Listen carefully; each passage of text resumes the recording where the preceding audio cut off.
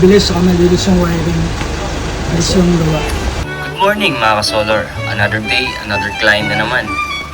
Ngayong araw ay magpapakabit si client ng solar at ang system niya ay inverter at bifacial na solar panel.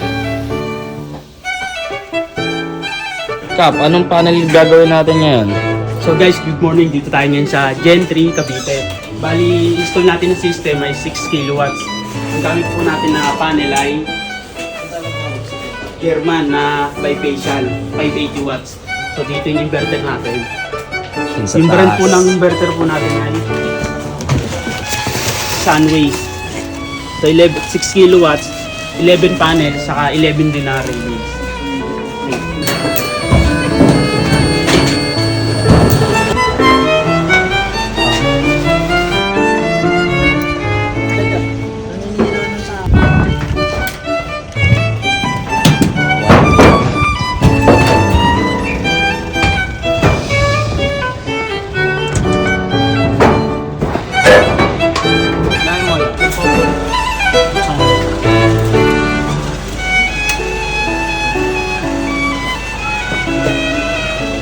Ito nga po after nung may kabit ang solar natin, lahat ng consumption nandito na yung solar. Kasi ito yung harvest niya 2.8. Harvest ni sir ngayon ay 2.9. Tapos ang load niya ay 2.9. So naka-zero lang tayo sa Meralco. Check natin.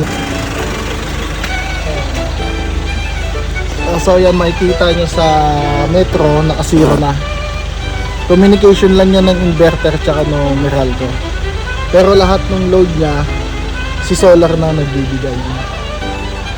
Yung load niya sir kasi, kung anong load niya, yun na yung ibibigay ng solar. Hindi na ibibigay lahat kasi wala kang net. So kunyari, nagmamit ako ng pang-kuryente. Nagtaas pa ako ng pang-aircon. Tataas pa yan sir. Tataas din yung harvest nito. Tataas pa rin yung harvest nila. Halimbawa yan, kumukuha ka ng Meralco. Pumili din po.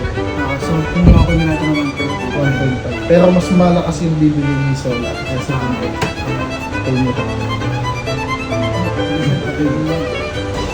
Sir, kumusta naman po yung feedback natin sa amin? Mabilis saka malinis yung wiring. Ayos yung gawa.